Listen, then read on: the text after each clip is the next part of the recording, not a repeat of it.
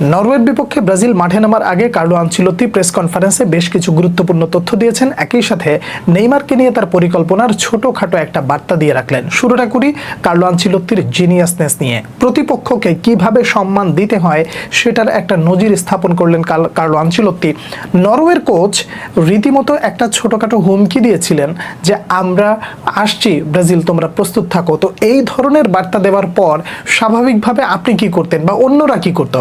হয়তো বা ডিফেন্ড করতো নিজেদের, কিংবা এমন কিছু উত্তর দিত যেটা সে প্রতিপক্ষের কোচের ওই কথার সমকক্ষ হয়। কিন্তু কার্লো আনচেলত্তি যেটা করলেন, উত্তরটা দিলেন খুব ঠান্ডা মাথায়।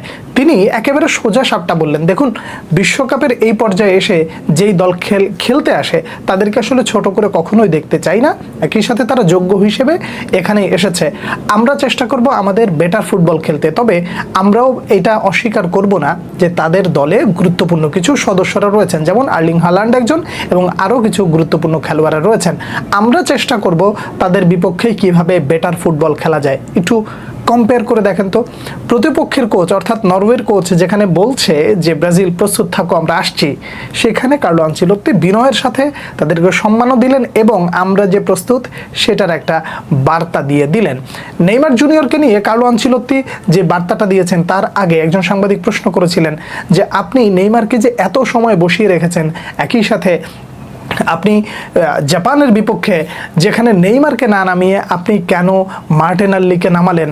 এই প্রশ্নের উত্তরগুলো কি আপনার কাছে আছে? একই সাথে যদি ব্রাজিল জাপানের সাথে হেরে যেত তাহলে আসলে সব কিছুর দায়ভারটা আপনাকে নিতে হতো, আপনি কি সেটা অস্বীকার করবেন? কার্লো আনচেলত্তি একেবারে পরিষ্কারভাবে উত্তরটা দিয়েছেন, দেখুন আমি যখন এটার দায়িত্ব নিয়েছি তখন আমাকে এটার রেসপন্সিবিলিটি নিতে হবে, এটা সত্য। আপনারা একটা জিনিস ভালো করে মনে রাখবেন, আমি সেরা বুদ্ধিমান নই, আবার আমি স্টুপিডও নই। সিদ্ধান্ত আসলে দিন শেষে আমাকেই নিতে হয় এবং দিন শেষে ওই সিদ্ধান্তের দায়ভারটাও আমার উপরে আসে। আমি এটা খুব ভালো করে বুঝি, কার্লো আনচেলত্তি বলছেন যে আমি এটা খুব ভালো করে বুঝি। নেইমারকে না নামিয়ে আমি মার্টিনেল্লিকে যখন নামিয়েছি তখন ওই ম্যাচ যদি কোনো রকম হিতে বিপরীত হতো দায়টা আমার উপরেই আসতো এবং এটা কিভাবে সারভাইভ করতে হয় সেটার যোগ্যতা বলেন বা অভিজ্ঞতা বলেন, তার জন্য আমি যথেষ্ট প্রস্তুত। যদি এখান থেকে পা ভড়কে যেত ব্রাজিলের, সব রেসপন্সিবিলিটি আমার উপরেই আসতো, উত্তরটা আমাকেই দিতে হতো। এবং নেইমারকে নিয়ে আমি যখন পরিকল্পনাটা করেছি তখন আমি তার সাথে কথা বলে নিয়েছিলাম যে আমাদের পরিকল্পনাটা এরকম। নেইমার জুনিয়র অবশ্যই সেই সিদ্ধান্তকে সমর্থন করেছিলেন। এই যে আনচেলত্তির ভাষা, এই ভাষায় একটা জিনিস পরিষ্কারভাবে বোঝা যায় যে আনচেলত্তির সিদ্ধান্ত এবং প্লেয়ারদের মানসিকতার কতটা পরিচ্ছন্ন এবং কতটা তারা নিজেদের মধ্যে কথাবার্তা বলে নিয়ে এবং ভবিষ্যৎ সম্পর্কে বা আমরা সামনে কি করতে পারি সে ব্যাপারে প্রত্যেকেই যার যার অবস্থান থেকে একেবারে পরিষ্কার রয়েছে। নেইমার জুনিয়রকে নিয়ে যে প্রশ্নটা করেছেন সাংবাদিক, তিনি তার উত্তরে অর্থাৎ কার্লো আনচেলত্তি উত্তরে একেবারে পরিষ্কারভাবে বলেছেন নেইমার বেঞ্চে বসে খুশি নয়। একজন গ্রেট খেলোয়াড় বেঞ্চে বসে থাকবে, এখানে সে খুশি হতে পারে না। আর এই যে সে খুশি হতে না পারার ব্যাপারটা, এটা আমাকে ভালো লাগা তৈরি করায়। এজন্য যে যখন একটা খেলোয়াড় ফিট থাকে তখন সে চায় না বেঞ্চে বসে থাকতে।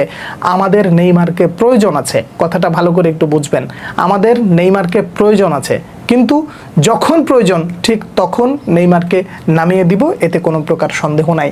নেইমার কখন নামবেন ডিসাইডটা আমি করব, আমরা করব এবং সিদ্ধান্তটা যখন নিব তখন আপনারা দেখতে পারবেন। একজন সাংবাদিক এমনও বলেছিলেন যে ভিনিসিয়াস জুনিয়র নেইমার জুনিয়রকে একসাথে খেলতে পারেন কিনা। যদিও এই প্রশ্নটা খুবই হাস্যকর একটা প্রশ্ন, কিন্তু কার্লো আনচেলত্তি বিনয়ের সাথে উত্তর দিয়েছেন নেইমার 90 মিনিট খেলতে পারেন। উত্তরটা ভালো করে বুঝেন, নেইমার 90 মিনিট খেলার জন্য প্রস্তুত। তাকে আমরা গুরুত্বপূর্ণভাবে 100% যেই জায়গা থেকে খেলালে সুবিধা হবে সেখানেই খেলাবো। একই সাথে ভিনিসিয়াস জুনিয়রের সাথে নেইমার জুনিয়র খেলতে পারবে না, এটা কখনো হতে পারে না। তার কারণ নেইমারের যেই ধরনের এক্সপিরিয়েন্স, আপনার দলে এই ধরনের সেরা খেলোয়াড় যখন থাকবে, ভিনিসিয়াস জুনিয়র যখন থাকবে, তখন তাদের ভেতরে সমন্বয়টা আরও অনেক বেশি হবে। নেইমার বেঞ্চে থেকে দলকে যেভাবে বুস্ট আপ করে, এটা আসলে সত্যিকার অর্থে অবাক করার মতো এবং আমরা এই ব্যাপারটা খুব ভালোভাবে এনজয় করছি।